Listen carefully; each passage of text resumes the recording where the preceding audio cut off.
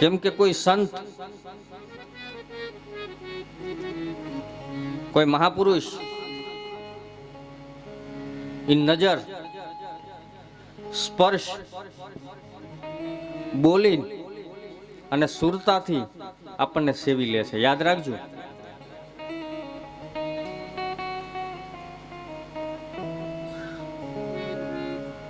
આપણે અહીંયા બેઠા હોય અને સંત કદાચ જુનાગઢમાં હોય ને પણ ત્યાં બેઠા બેઠા એ આપણને યાદ કરતા હોય તો યાદ રાખજો કે આ સાહેબ તમારા પૂર્વની કમાણી છે કે એ સાધુ તમને યાદ કરે છે. અને એ સુરતામાં આપણું ઈંડું છવાઈ જાય. સ્પર્શથી ઈંડું છવાઈ જાય છે. સ્પર્શથી ઈંડા કોણ છેવાય? પશુ પક્ષી. આપણે ઘણા એવું નાનું બાળક હોય અને એને કોઈ મહાપુરુષના ચરણારવિંદમાં પગે લગાડવા જાય તો આપણે કહીએ કે બાપુ માથે હાથ મૂકો ને, હાથ મૂકો ને. પણ એવો કોઈ મહાપુરુષ હોય ને તો સાહેબ માથે હાથ નથી મૂકતા. જોઈ જોજો, નિરીક્ષણ કરજો સાહેબ, એ હાથ નહીં મૂકે. કેમ કે એમને ખબર છે, કેમ કે હાથ રે મૂક્યો ત્યાં કાયા થઈ હેમની, લાખો ને લોયણ. હાથનો પંજો લાગી જાય ને ભાઈ, બેડા પાર થઈ જાય. એ મહાપુરુષો સંતોના ભજન પીડા છે સાહેબ. અને એવા મહાપુરુષ સાહેબ આપણા આંગણાની અંદર આવી જાય તો આપણો આ ફેરો જે છે ને સાર્થક થઈ જાય. ઠીક છે, યથાશક્તિ આપણે દક્ષિણા દેવી, પણ એ આપણી પાસે સંપત્તિ હોય તો દેવી. બાકી કોઈ એવું લખ્યું નથી કે યોગ્ય સત્કાર કરવો જ જોઈએ. આપણી પાસે કાંઈ ન હોય તો કાંઈ નહીં, જળરામ આપીને એનો સત્કાર કરો. ચા પાઈને એનો સત્કાર કરો સાહેબ. કદાચ તમારી પાસે એથી વધારે સગવડતા હોય તો એને ભોજન કરાવીને સત્કાર કરો. આ બધા ભક્તિ માર્ગનું આખું આપેલું છે સાહેબ. એવું નથી કે અર્થથી જ સાધુ રીજે સાહેબ, સાધુ સેવા કરવાથી પણ રીજે. એમ એવા કોઈ મહાપુરુષ આવી જાય આપણા આંગણા ઉપર તો આપણું આંગણું પાવન થઈ જાય. ત્યાં સ્વર્ગ ઊભું થઈ જાય એમ કે છે મહાપુરુષ.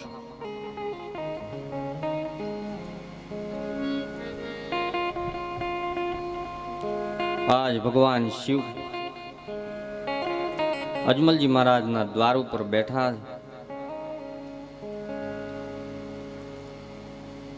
અજમલજી મહારાજને પોતાના મંત્રીઓએ કીધું છે કે હે રાજન, આપણા દ્વાર ઉપર એક સાધુ પુરુષ, મહાપુરુષ પધાર્યા.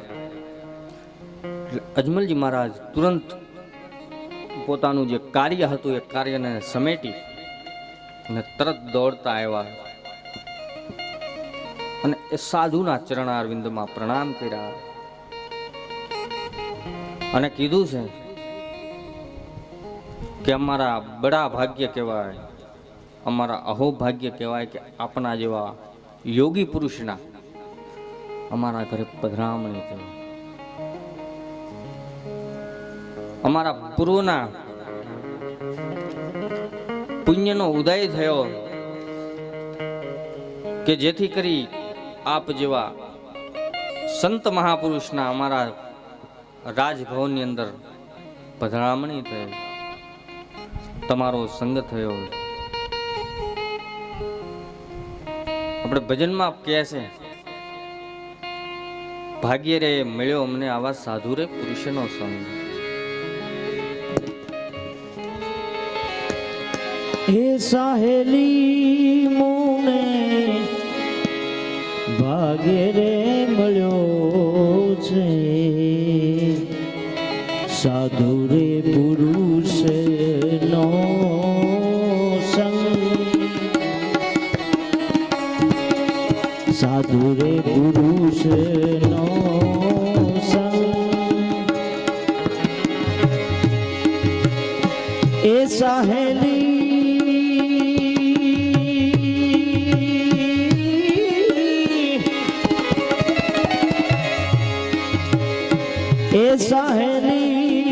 મૂને ભાગે રે મળ્યો છે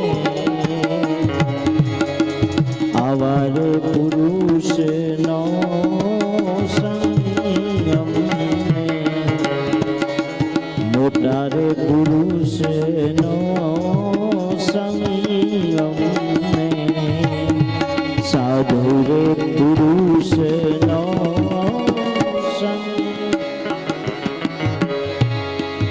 અવળ પુરુષનો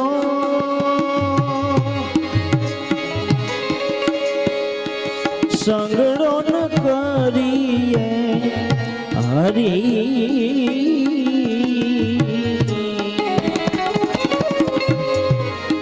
અવળ પુરુષનો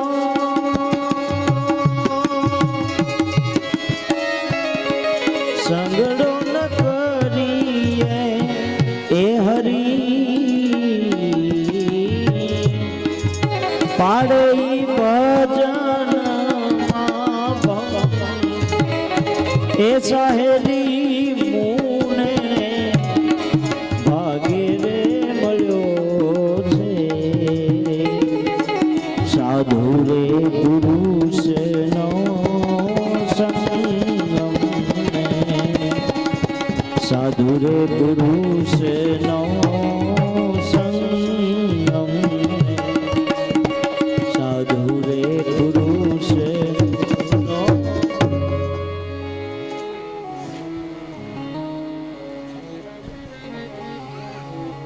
આપણા ભાગ્યનો ઉદય થાય તો આપણને સંત મહાપુરુષના દર્શન થાય.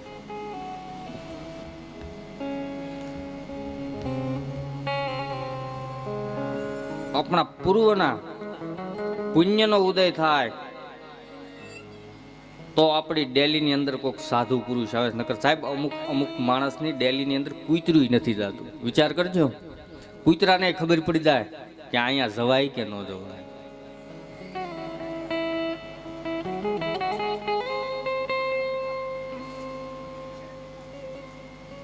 સકલ પદાર્થ હે જગ માહી, ભાગ્ય બિના નર પાવત નાહી. રામચરિત માનસમાં કીધું કે આપણા ભાગ્યમાં હોય ને સાહેબ, ત્યારે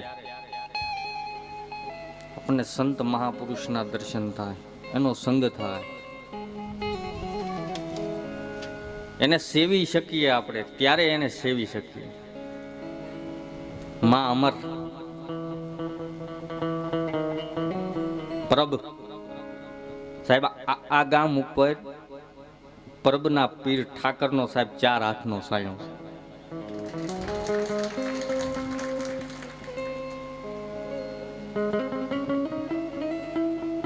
અને પરબના ધારાની મહાન સંત સાધ્વી માં અમર અન્નપૂર્ણાનો અવતાર, ઈ પોતાની વાણીમાં બતાવે છે, મેં તો શુદ્ધ રે જાણીને તમને સેવ્યા. સાહેબ સિદ્ધ બની શકાય છે. તમે કોઈ પણ મંત્રનો જાપ કરવા માટે થઈને બેસી જાઓ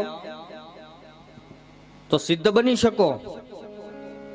શુદ્ધ બનવાની વાત કરી છે માં અમરે, મેં તો શુદ્ધ રે જાણીને તમને સેવ્યા. મારા રુદિયામાં હતા દિવસ અને રાત, ઈ તો છે જ જીવન હવે મેં જાણ્યા. શુદ્ધ બનવું બહુ કઠિન છે.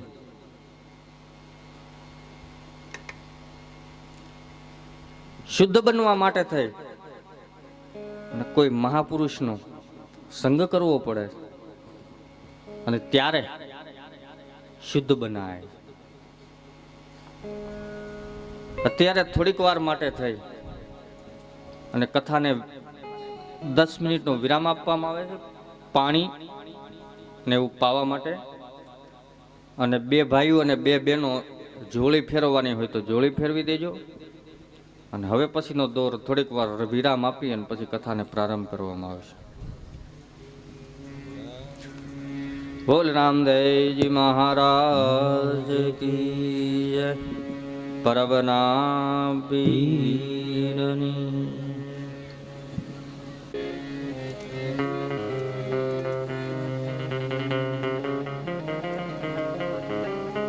પહેલાના રજવાડા સમયમાં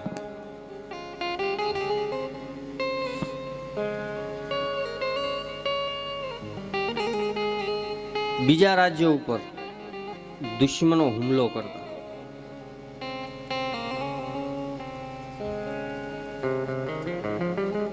અને રાજા એ પોતાના નગરના નરનારી, એનો તમામ ખજાનો, અમુક અમુક મંત્રીઓને લઈ અને અજ્ઞાત સ્થળ ઉપર રહેતા.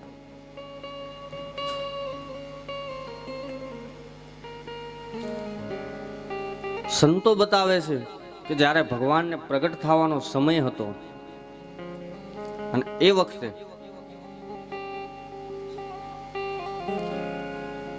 પોકરણની ઉપર યવન લોકોએ હુમલો કર્યો.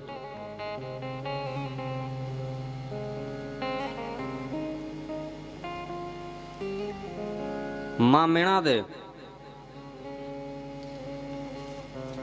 દાસ દાસીઓ, નગરના નરનારીઓ સહિત બાડમેર જિલ્લો જે રાજસ્થાન, જે પાકિસ્તાન બોર્ડરની એકદમ નજીક છે, બાડમેર જિલ્લો, બાડમેર અને જેસલમેર જિલ્લો,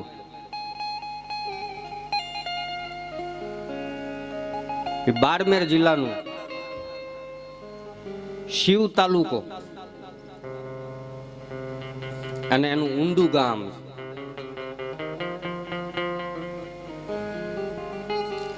અને એ ઊંડા ગામની અંદર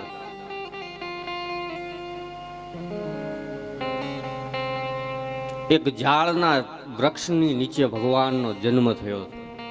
એક સંતો મહાપુરુષો એક એવી પણ કથા બતાવે. કેમ કે પોકરણ ઉપર હુમલો થયો હતો એટલે રાજા રાણી અજ્ઞાત સ્થળ ઉપર હતા. અને જે 16 કુમકુમની પગલીઓ પડી હતી એ પોકરણગઢના રાજભવનની અંદર પડી હતી સાહેબ. અને તમે હાલની તારીખમાં પણ પોકરણ જાઓ તો પોકરણ જે ફોર્ટ છે, કિલ્લો, એનો જે ઉપરનો માળ છે એ ઉપરનો માળ હજી હાલની તારીખમાં બંધ કરી દેવામાં આવ્યો. કેમ કે ઈ મહેલની અંદર ભગવાનની કુમકુમ 16 પગલા પડી હતી. અને હજી પણ ઈ કુમકુમની પગલિયા છે. ભાદરવો મહિનો આવે જેને આપણે નોમ દશમ ને 11 નો મેળો કહી, રામદેવજી મહારાજની નવરાત્રી આવે.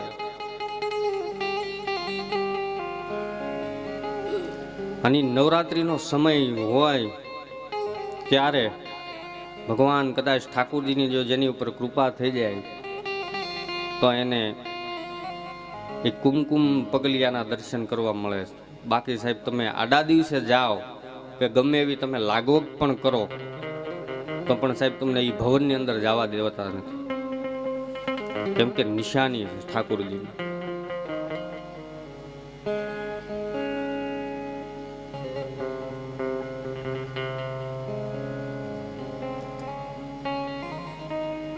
સોળ પગલિયા પડી.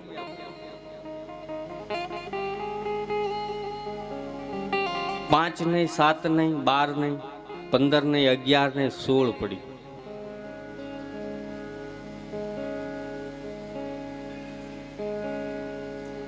કેમ કે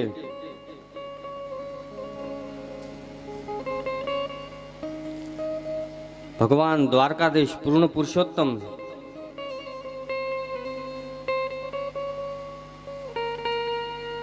અને એનો અંશાવતાર અને રામદેવજી મહારાજ 16 કળાને લઈને પ્રગટ થયેલો મહાપુરુષ છે. આકાશની અંદર સાહેબ આપણે ચંદ્રમા ઉગે ત્યારે આપણે કહીએ છીએ કે 16 કળાએ ચંદ્ર ખીલ્યો એમ.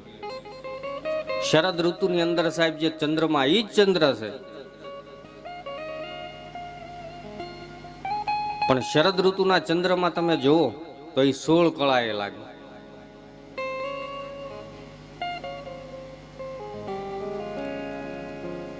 પોખરણના રાજભવનની અંદર 16 કુમકુમની પગલિયા પડી.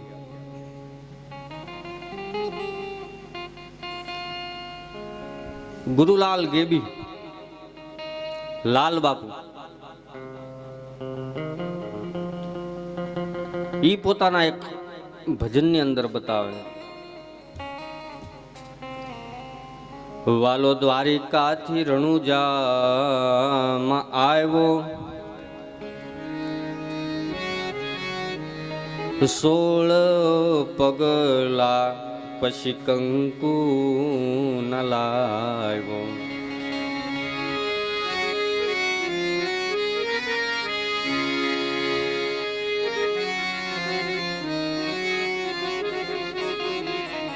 ધન્ય ધન્ય હો કૃષ્ણ મુરારી,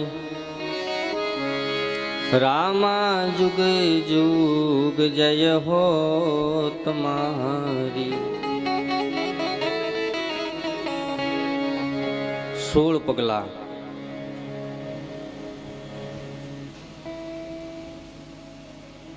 એ વખતે દૂધ પણ ઉભરાણા. પાણિયારાની અંદરથી જે જળરામના જે પાત્રો હતા એમાંથી જળ પણ ઉભરાણું હતું.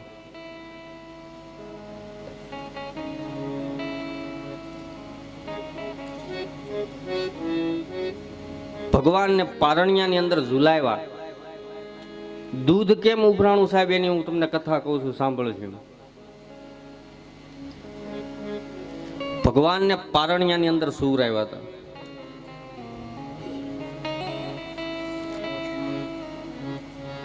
અમુક એવું બાળક હોય સાહેબ કે ઈ બાળકને તમે ઘોડિયાની અંદર સુવરાવો, તમે ગમે એમ કરો ને તો એક પગ ઈ ઘોડિયામાંથી બહાર કાઢી નાખે. તમે ગમે એમ દબાવીને એને માથે કદાચ ઓશીકું કે તકિયો મૂકી દો ને તો એ આમ પગથી હેરવીને પગ એનો એક પગ બહાર રહેશે.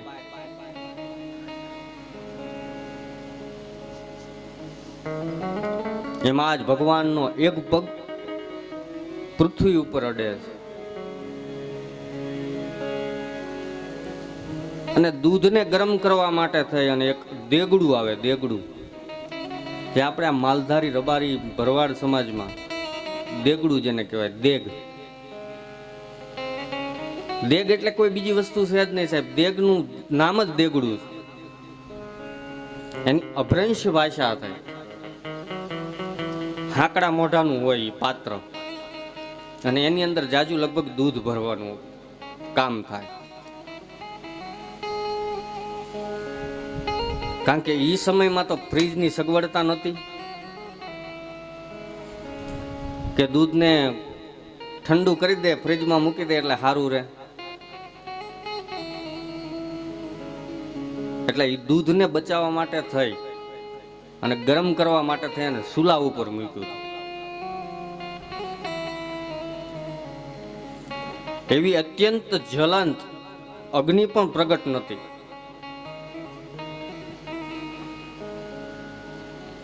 ઠાકુરજી ને પારણિયાની અંદર સુરાવ્યા.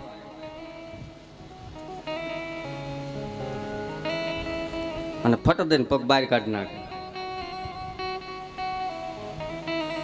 દૂધ છે એ સુલા ઉપર છે.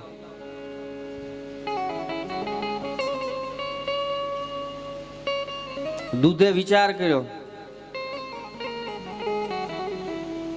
કે હે પ્રભુ, હવે તમારો જન્મ થયો, તમે પ્રગટ થયા, હવે પછી અમારો ભોગ તમને લાગશે ને,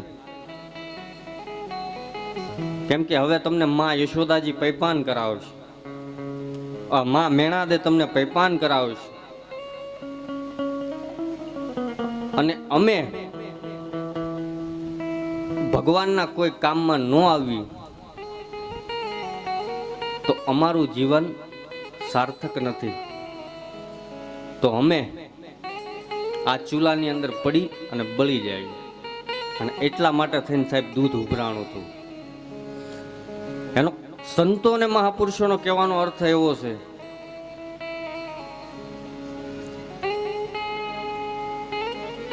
કે આપણું આ પંચભૌતિક શરીર કોઈ સેવામાં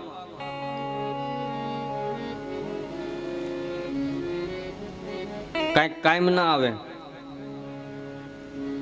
તો આપણું આ શરીર એક ભાર રૂપ છે. ખાવું, પીવું, સૂવું, નિંદ્રા, મૈથુન, આહાર એ તો કાગડા ને કૂતરાય કરે છે સાહેબ. 84 લાખ યોનિમાં એક જ મનુષ્ય શરીર ભગવાનનું ભજન થાય.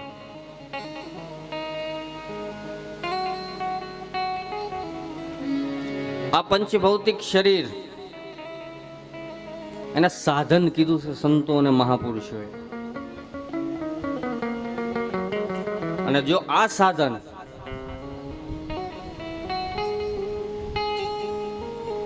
કોઈ સેવાકીય પ્રવૃત્તિમાં, ભજનમાં કાયમ ન આવે તો એનો ફેરો અસફળ છે. બને એટલી સેવા કરજો સાહેબ, ભીતરના ભાવથી સેવા કરજો, દેખાદેખી સેવા નહીં, ભીતરના ભાવથી સેવા કરવાથી આપણો અહંકાર થઈ નષ્ટ પામે.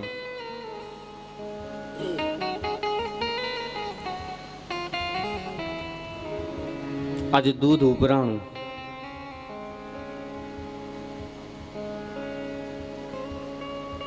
ભગવાન ઠાકુરજીનો પગ બહાર છે પારણિયામાં, અને ચૂલામાં પડ્યા પછી ઈ દૂધ ભગવાન ઠાકુરજીના ચરણારવિંદને અડે છે.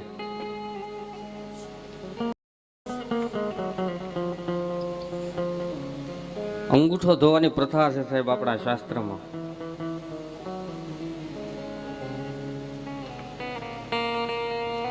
ભગવાન, ગુરુ, સંત અને પતિનો અંગૂઠો ધોવો,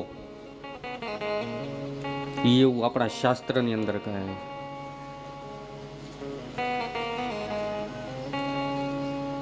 સતી નારી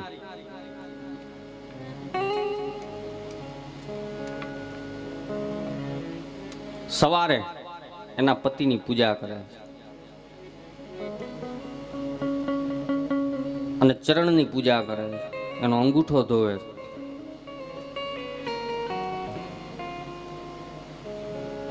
અમુક અમુક હાથે ધોઈ લેતા હોય, તારા ઘરના ધોવે?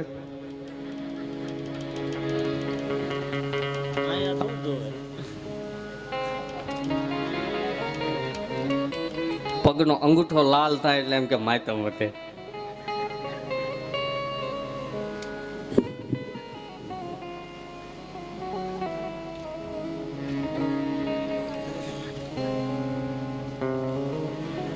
અંગૂઠો ધોવો છે. અંગૂઠા પાછળની બહુ મોટી કથા છે. શ્રીમદ ભાગવતમાં આખો એનો ઉલ્લેખ કર્યો છે. અષ્ટપટરાણી ભગવાનને, હજી ભગવાન ઠાકોરજી સવારમાં જાગ્યા ન હોય ત્યાં એક પછી એક ઠંડુ પાણી લઈને મને ભગવાનના પગને ચરણારવિંદને પખાળો. ઠાકોરજીએ કીધું છે કે આ બધા મારી નિંદર બગાડે, હું રાત્રિના પ્રહરમાં મારું કર્મ કરું છું, અને સવારમાં આ પગનો અંગૂઠો મંડે ધો અને જળ અડે સાહેબ. જળનો પ્રકૃતિ છે કે તમને ગમે એવી નીંદર હોય, ગમે એવો થાક હોય, એટલે જળ અડે એટલે તમારો થાક ઉતરી જાય, તમારી નીંદર ઉડી જાય. ભગવાન પણ વિચારે ચડ્યા કે એવું મારા પગની અંદર શું છે કે આ બધા મારા પગને ધોવે છે.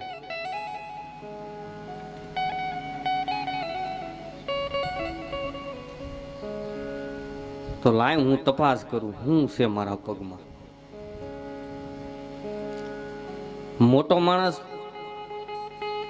પુરુષ એ સ્વયં પોતાનો પગનો અંગૂઠો મુખમાં ન લઈ શકે, ન આવે. ભગવાને ટ્રાય કરી પણ પડી ગયા. એટલે કે હવે શું કરવું? કદાચ તમે બાલ મુકુંદનો ભગવાનનો ફોટો જોયો છે, બાળ સ્વરૂપ. પછી ભગવાન બાળ સ્વરૂપ બન્યા. દ્વારકાથી બહાર નીકળી અને કોઈ ભાળે નહીં, કોઈને ખબર ન પડે એમ ભગવાન એકદમ બાળ સ્વરૂપને ધારણ કર્યું. અને બાળક બની અને વડલાના પાનની અંદર હુતા હશે.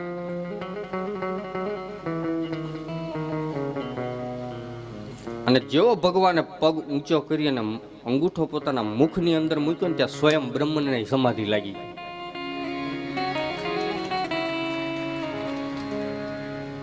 ભગવાનને ભાન ન રહ્યું કે હું અષ્ટપટરાણીનો રાજા છું, અષ્ટપટરાણીનો પતિ છું અને દ્વારકાનો રાજા છું. ભગવાન ભાન ભૂલી ગયા, સમાધિ લાગી ગઈ. અને બરાબર એ વખતે માર્કંડ ઋષિ બાજુમાં થઈને નીકળ્યા. જેથી 50 કરોડની અંદર સાહેબ પાણી હતું, તેથી માર્કંડ ઋષિ એકલા હતા. અને ઈ માર્કંડ ઋષિ બાજુમાં થઈને નીકળ્યા. એને ખબર પડી ગઈ કે આજુબાજુમાં ક્યાંક ભગવાન છે. એટલે એને સમાધિમાં બેહી અને જોયું ત્યાં ભગવાનને વડલાના પાનની અંદર હૂતેલા જોયા અને મુખમાં અંગૂઠો લીધેલો. કે ઓહો ગોવિંદ, આ શું તારી લીલા. અને તરત ને તરત એને સ્તુતિ કરી. વત્ર શપત્ર શપુટે શયાનમ બાલમ મુકુંદમ મનસા સ્મરામિ. શ્રી કૃષ્ણ ગોવિંદ હરે મુરારી હે નાથ નારાયણ વાસુદેવ હે નાથ નારાયણ વાસુદેવ. માર્કંડ ઋષિએ ભગવાનની સ્તુતિ કરીને ત્યાં ભગવાનની સમાધિ તૂટી ગઈ. પછી તો ભગવાનને થોડીક શરમ લાગી. પછી માર્કંડ ઋષિને કીધું છે કે હવે આ લીલાની વાત તમે કોઈને કરતા નહીં, ને કાલ સવારમાં સમાજ આ દુનિયા એમ કહે છે કે આ દ્વારકાધીશને આવી લીલા કરવાનું શું સૂઝ્યું. એટલા માટે થઈ અને પગના અંગૂઠાને ધોવાનો મહાત્મય છે.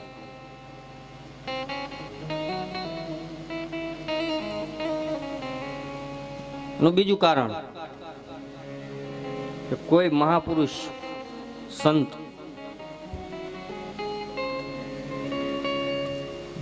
સમાધિ આપી દે મહાપુરુષને, એનું આ પંચભૌતિક શરીર, એનો આ દેહ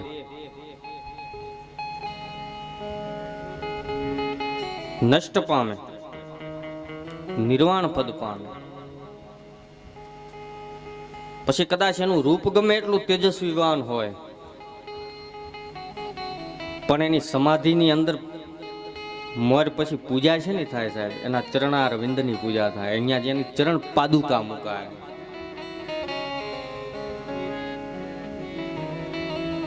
મુખની પૂજા નથી થતી, પૂજા ચરણની થાય. ચરણની અંદર એવી તો કોઈક વસ્તુ છે સાહેબ,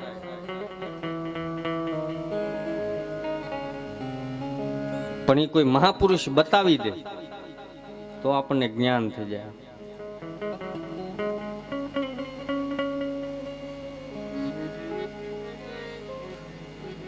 ગોપી તળાવ, જેની માટી, જેને આપણે ગોપી ચંદન કહીએ, એ શું છે? તળાવની માટી છે. એક હાથી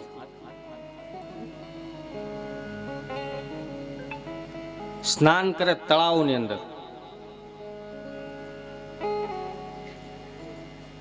પછી સ્નાન કરી અને કિનારા ઉપર આવે ને તો તમે નિરીક્ષણ કરજો સાહેબ કે પોતાની હૂંઢને ગોળ ગોળ ફેરવી અને માટીને ભેગી કરે છે, અને માટીને ભેગી કર્યા પછી એ પોતાના પીઠ ઉપર નાખશે. તો કોઈ સંતે એને પૂછ્યું કે હે ગજરાજ,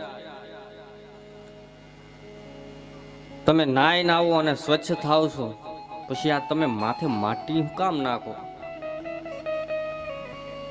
ત્યારે ગજરાજે જવાબ આપ્યો હતો કે હે મહાપુરુષ, આ ભારત વર્ષની ભૂમિની અંદર 24 અવતાર થયા. આ ભૂમિની ઉપર ભગવાન ઠાકોરજી ઉઘાડા પગે આવેલા. આ ભૂમિની ઉપર એવા એવા મહાપુરુષો ના જન્મ થયા છે. એવા એવા મહાપુરુષો ભજન કરીને ગયા છે કે યાવત ચંદ્રો દિવાકર સાહેબ. અને કદાચ જો ઈ મહાપુરુષ આ ભૂમિ ઉપરથી હાલ્યા છે અને કદાચ એના ચરણની રજ જો આની અંદર રહી ગઈ છે ને, જો ઈ ચરણની રજ મારી ઉપર પડી જાય છે ને, તો હું આ યોનિમાંથી છૂટી જાય છે અને મારો મોક્ષ થાય. અને એટલા માટે થઈ અને હાથી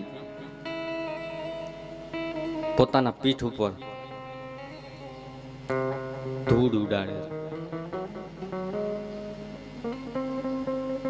સંતો મહાપુરુષો, વૈષ્ણવ પરંપરા, નિર્મોહી પરંપરા,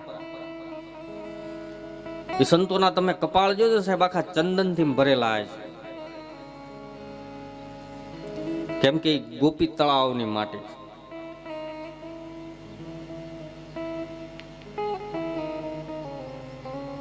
ઈ માટીમાં ભગવાનની ચરણની રજ, અને સાહેબ રજથી જ ગજ થાય. વડલાનું બી છે ને, એ બી નાનું એવું જ છે, પણ એમાંથી આખા એક વિશાળ વટ વૃક્ષ તૈયાર થાય.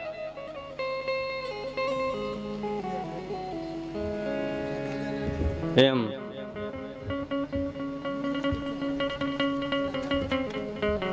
જો ચરણની રજ મળી જાય તો મારો ને તમારો ઉદ્ધાર થઈ જાય. ત્રીજું પ્રમાણ હનુમાન ચાલીસાની અંદર બતાવે છે સાહેબ.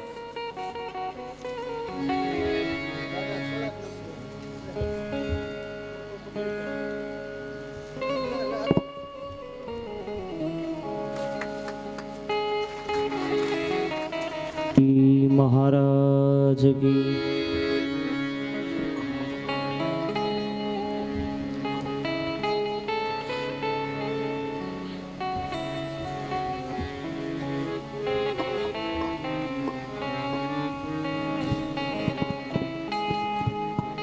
ત્રીજું પ્રમાણ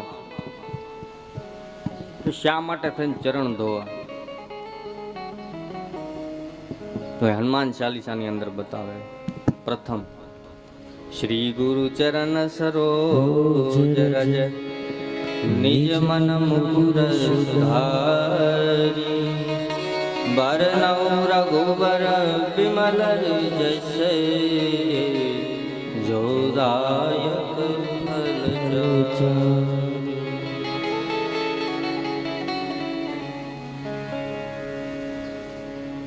શ્રી ગુરુ ચરણ સરોજ રજ.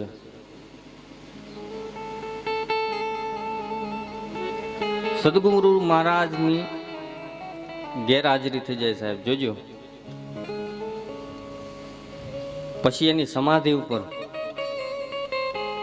એના ચરણ કમળના પગલાને પધરાવવામાં આવે. પછી દર પૂર્ણિમા જેમના શિષ્ય પરિવાર સેવક સમુદાય હોય એ ચરણ પાદુકાને પખાળે.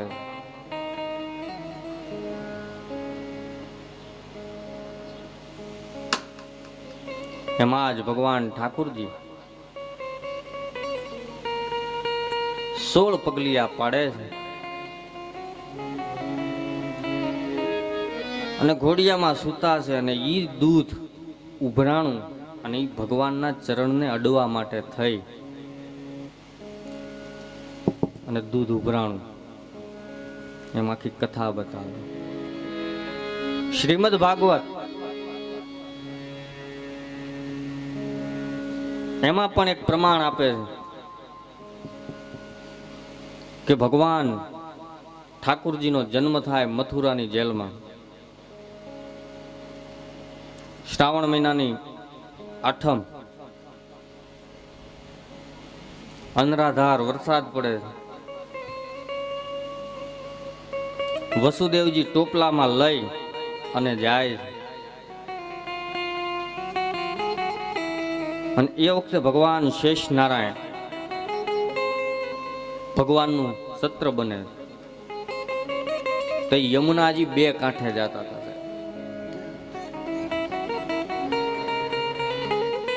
યમુનાજી તાણી જાય ને એટલી અવસ્થાએ એનો પ્રવાહ અવિરત ચાલુ હતો. ભગવાનને ખબર પડી ગઈ કે યમુનાજી મારા ચરણારવિંદને પખાળવા માટે થઈને આ ઉછળે છે. એની અંદર એટલો બધો અવિરત પ્રવાહ એટલે ચાલુ થયો હતો.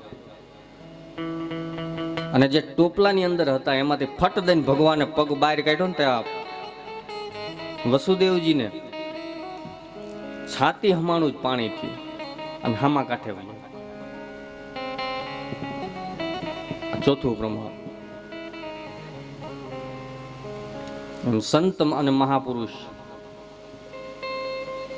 અને ભગવાનના ચરણાર વિંદની અંદર કાંઈક છે.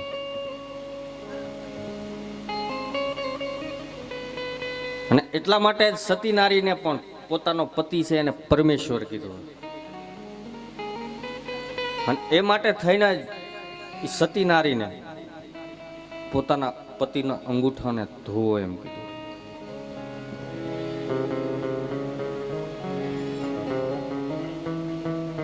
કારણ કે ચરણની રજમાંથી ગજ થાય.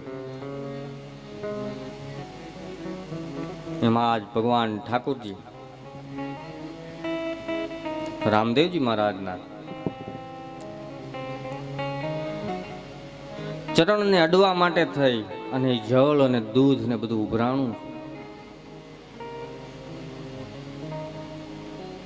પછી જળની અંદર માં મેણા દે એક મુઠ્ઠી ભરી અને સાકર ને એક મુઠ્ઠી ભરી અને ચોખા નાખ્યા. કારણ કે ખીર ભગવાનને પ્રિય છે. ધીરત મીઠાઈ બાબા ચડે તારે ચૂરમો એમ. એ જે પાત્ર હતું, મારો કહેવાનો મૂળ હવે ભાવાર્થ કથામાં લઈ જાઓ કે જે દેગડું હતું, દેગડાની અંદર ચોખા અને સાકર નાખ્યા એટલે પછી એમાંથી આખી પ્રણાલિકા થઈ ગઈ. કહેવાનું દેગ ઉતારી દેગ ઉતારી દેગ ઉતારી. બાકી મૂળ દેગ ને મૂળ ખીર. કેમ કે દેગનો ક્યાંય ઉલ્લેખ નથી. દેગ તો એક પાત્ર છે, દેગડું, બાકી મૂળ ખીર.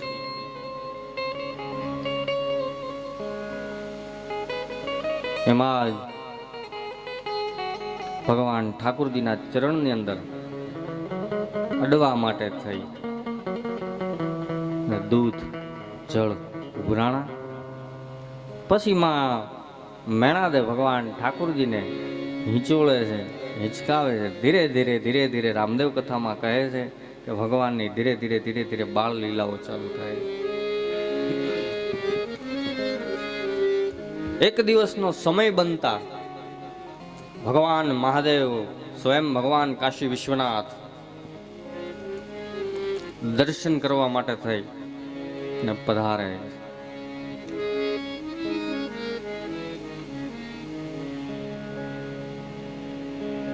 રામદેવ કથામાં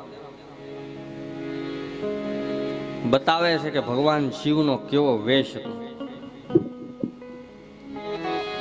એકદમ ડરામણું સ્વરૂપ હતું ભગવાન. રામદેવ કથામાં લખે છે કે અંગલ ભભૂતિ ગલે રૂંઢમાલા યોગી દીઠ ત્રિશુલવાલા અંગભૂતિ ગલે રૂંઢમાલા યોગી દીઠ ત્રિશુલવાલા. શ્રી રામ જય જય રામ શ્રી રામ જય રામ શ્રી રામ જય. ભગવાન શિવનું એકદમ ડરામણું સ્વરૂપ છે. કદાચ કોઈ મોટી ઉંમરનો વ્યક્તિ પણ જો ભાળી જાય ને એ પણ એના દર્શન કરી લે ને તો પણ એને બીક લાગે એવું સ્વરૂપ છે. કેમ કે અઢળદાની છે ભગવાન શિવ. સ્મશાન ભૂમિની અંદર રહેનાર મહાપુરુષ છે. આખા શરીર ઉપર ભસ્મ ચોળેલી છે. ગળાની અંદર મૂંઢ માળાઓ પહેરેલી છે. માં મેણાદે પિતરના ભાવની અંદર વિચાર કરે કે જો આ બાળકને હું એને બતાવીશ તો આની કદાચ એને નજર લાગી જાય. એટલે સ્વયં વિરમદેવજી મહારાજને લઈ અને બતાવે છે કે લ્યો બાબા, આ બાળક છે કે જેનો જન્મ થતા જ 16 કુમકુમની પગલિયા પડી અને ભગવાન શિવના ખોળાની અંદર એ બાળક વિરમદેવજી મહારાજને મૂક્યા છે ને ભગવાન શિવના મુખમાંથી શબ્દો ઉચ્ચારે, બાળક બદલી સિદ્ધ મૈયા લાવો, કંકુ પગલા વાળો બતાવો. શ્રી રામ જય જય રામ શ્રી રામ જય જય રામ. બાળક બદલી સિદ્ધ મૈયા લાવો, કંકુ પગલા વાળો બતાવો. શ્રી રામ જય જય રામ શ્રી રામ જય રામ શ્રી રામ જય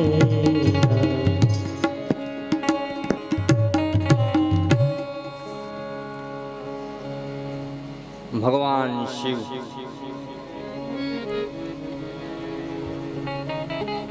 બાળક વિરમદેવજી મહારાજને ખોળામાં લીધા ત્યારે ખબર પડી ગઈ કે આ બાળક છે. એ જે કંકુમની પગલિયા પડી એ બાળક નથી. માં મેણાદેને સઘળી વાત કરે છે કે હે દેવી,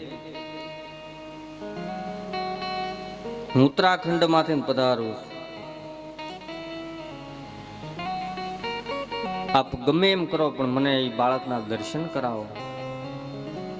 માં મેણાદે સ્વરૂપને જોઈ અને ગમે એમ તો માં હૃદય છે ને બીક લાગી છે કે આવો વેશ વાળો સાધુ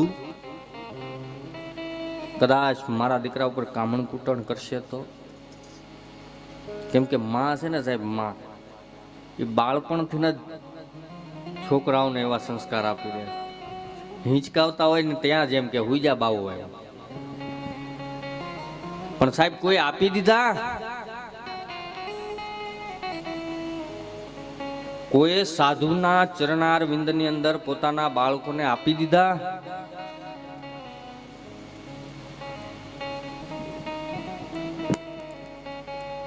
સાધુના દર્શન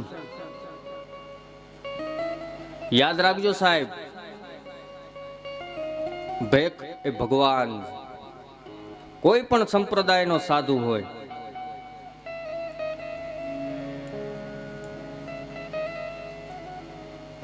આપણી પાસે યથા શક્તિ જે કાંઈ હોય કે ન હોય,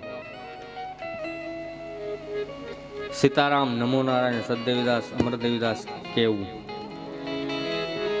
કેમ કે સાધુની નજર આપણી ઉપર પડી જાય ને સાહેબ, તો પણ આપણો ઉદ્ધાર થઈ જાય. કેમ કે કોઈને ખબર નથી સાધુ કોણ છે, એટલા માટે થઈને ભેખ ઈ ભગવાન કીધો. એક ભગવું લુગડું હોય ને ભાઈ, ભગવું લુગડું, એની અંદર સ્વયં નારાયણનો વાસ. भगवे में भगवान छुपा है मानव तू पहचान।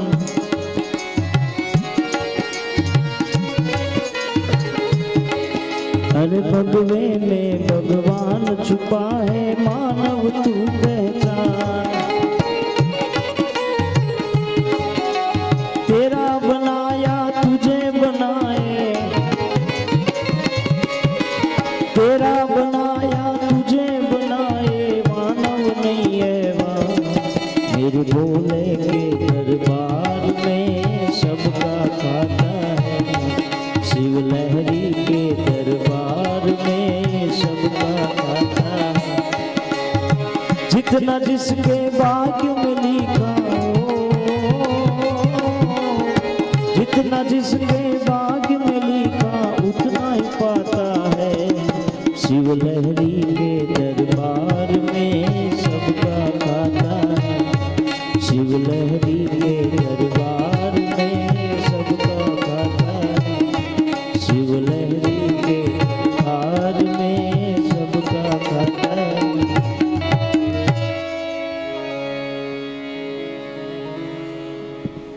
કોઈ પણ સાધુ હોય સાહેબ, આપણને બને તો આપણે સીતારામ કહેવા. કદાચ સાધુ સાહેબ આપણા આંગણા ઉપર આવી જાય ને તો પણ આપણી કિસ્મતના દ્વાર ખુલી જાય. એના ચરણની કદાચ રજ પડી જાય ને સાહેબ આપણા ઘરની અંદર, તો પણ ઈ ભૂમિની અંદર એક સકારાત્મક ઉર્જા પ્રગટ થઈ જાય. જે ભજન કરનારા મહાપુરુષો છે, એટલા માટે તો સાધુ સંતો મહાપુરુષોની આપણે પધરામણી કરીએ છીએ. શું કામ ભાઈ પધરામણી શું કામ કરાવીએ છીએ આપણે?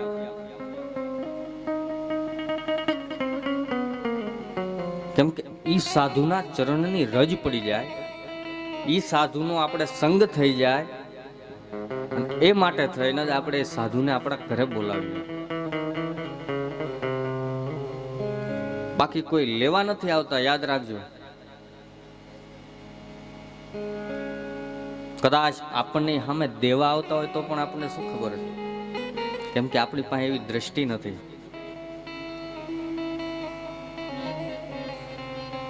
કેમ કે કોઈ સંત,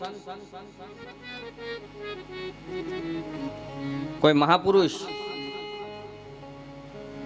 ઈ નજર, સ્પર્શ,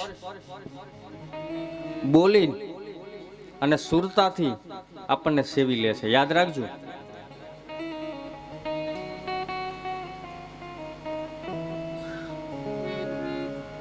આપણે અહીંયા બેઠા હોય અને સંત કદાચ જુનાગઢમાં હોય ને પણ ત્યાં બેઠા બેઠા એ આપણને યાદ કરતા હોય તો યાદ રાખજો કે આ સાહેબ તમારા પૂર્વની કમાણી છે કે એ સાધુ તમને યાદ કરે છે. અને એ સુરતામાં આપણું ઈંડું છવાઈ જાય. સ્પર્શથી ઈંડું છવાઈ જાય છે. સ્પર્શથી ઈંડા કોણ છેવાય? પશુ પક્ષી. આપણે ઘણા એવું નાનું બાળક હોય અને એને કોઈ મહાપુરુષના ચરણારવિંદમાં પગે લગાડવા જાય તે આપણે કહીએ કે બાપુ માથે હાથ મૂકો ને, હાથ મૂકો ને, પણ એવો કોઈ મહાપુરુષ હોય ને તો સાહેબ માથે હાથ નથી મૂકતા. જોઈ જોજો, નિરીક્ષણ કરજો સાહેબ, એ હાથ નહીં મૂકે. કેમ કે એમને ખબર છે, કેમ કે હાથ રે મૂક્યો ત્યાં કાયા થઈ હેમની, લાખો ને લોયણ. હાથનો પંજો લાગી જાય ને ભાઈ, બેડા પાર થઈ જાય. એ મહાપુરુષો સંતોના ભજન પીડા છે સાહેબ. અને એવા મહાપુરુષ સાહેબ આપણા આંગણાની અંદર આવી જાય તો આપણો આ ફેરો જે છે ને સાર્થક થઈ જાય. ઠીક છે, યથાશક્તિ આપણે દક્ષિણા દેવી, પણ એ આપણી પાસે સંપત્તિ હોય તો દેવી. બાકી કોઈ એવું લખ્યું નથી કે યોગ્ય સત્કાર કરવો જ જોઈએ. આપણી પાસે કાંઈ ન હોય તો કાંઈ નહીં, જળરામ આપીને એનો સત્કાર કરો, ચા પાઈને એનો સત્કાર કરો સાહેબ. કદાચ તમારી પાસે એથી વધારે સગવડતા હોય તો એને ભોજન કરાવીને સત્કાર કરો. આ બધા ભક્તિ માર્ગનું આખું આપેલું છે સાહેબ. એવું નથી કે અર્થથી જ સાધુ રીજે સાહેબ, સાધુ સેવા કરવાથી પણ રીજે. એમ એવા કોઈ મહાપુરુષ આવી જાય આપણા આંગણા ઉપર તો આપણું આંગણું પાવન થઈ જાય. ત્યાં સ્વર્ગ ઊભું થઈ જાય એમ કે છે મહાપુરુષ.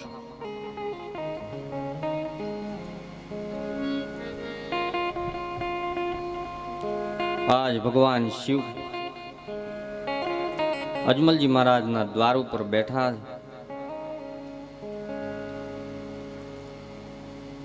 અજમલજી મહારાજને પોતાના મંત્રીઓએ કીધું છે કે હે રાજન, આપણા દ્વાર ઉપર એક સાધુ પુરુષ મહાપુરુષ પધાર્યા. અજમલજી મહારાજ તુરંત પોતાનું જે કાર્ય હતું એ કાર્યને સમેટી અને તરત દોડતા આવ્યા અને એ સાધુના ચરણારવિંદમાં પ્રણામ કર્યા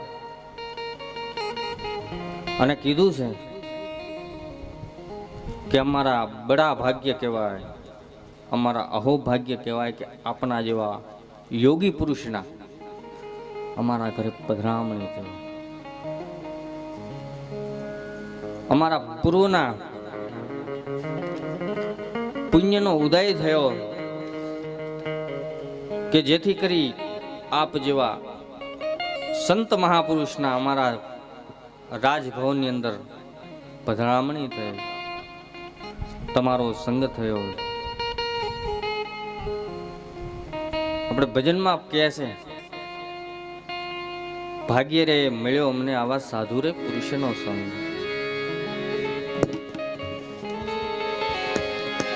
એ સાહેલી મુને ભાગ્ય રે મળ્યો છે સાધુ રે પુરુષ નો સંગ, સાધુ રે પુરુષ નો સંગ. એ સાહેલી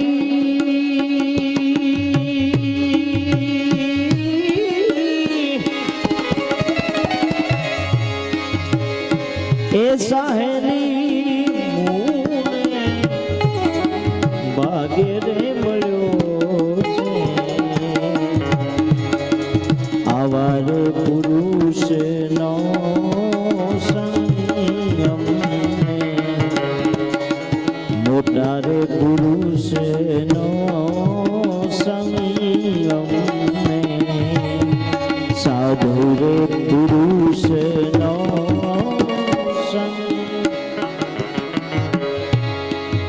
અવળ પુરુષનો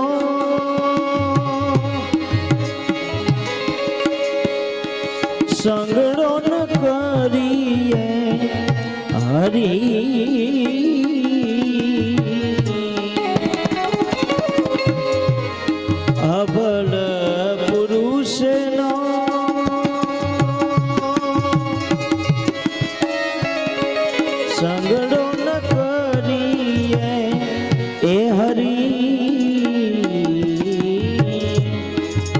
પાડે ઈ ભજન એ સાહેરી મુને ભાગે રે મળ્યો છે સાધુ રે પુરુષનો સંગમ સાધુ રે પુરુષનો સંગમ સાધુ રે પુરુષનો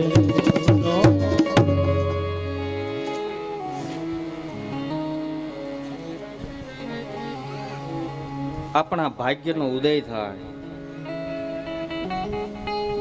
તો આપણને સંત મહાપુરુષના દર્શન થાય.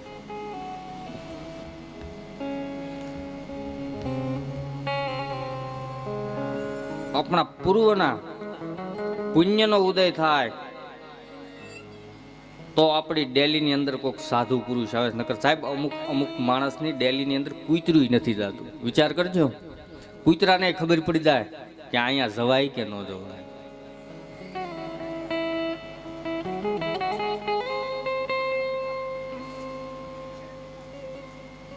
સકલ પદાર્થ હે જગ માહી ભાગ્ય બિના નર પાવત નાહી. રામચરિત માનસમાં કીધું કે આપણા ભાગ્યમાં હોય ને સાહેબ ત્યારે આપણને સંત મહાપુરુષના દર્શન થાય, એનો સંગ થાય, એને સેવી શકીએ આપણે, ત્યારે એને સેવી શકીએ. માં અમર પ્રભ સાહેબ આ ગામ ઉપર પરબના પીર ઠાકરનો સાહેબ 4 હાથનો સાયો છે.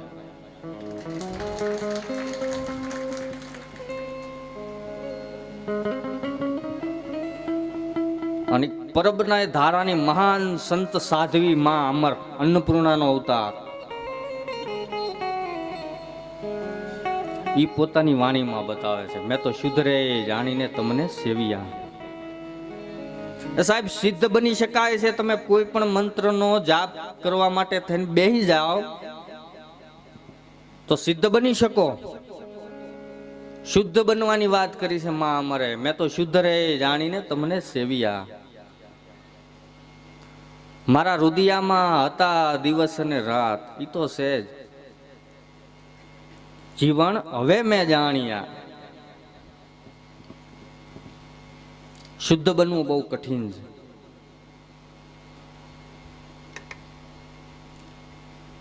શુદ્ધ બનવા માટે થઈ અને કોઈ મહાપુરુષનો સંગ કરવો પડે અને ત્યારે શુદ્ધ બનાય. અત્યારે થોડીક વાર માટે થઈ અને કથાને 10 મિનિટનો વિરામ આપવામાં આવે છે, પાણી ને એવું પાવા માટે. અને 2 ભાઈઓ અને 2 બહેનો જોડી ફેરવવાની હોય તો જોડી ફેરવી દેજો. અને હવે પછીનો દોર થોડીક વાર વિરામ આપી અને પછી કથાને પ્રારંભ કરવામાં આવશે. બોલ રામદેવજી મહારાજ કી જય. પરબના પીરની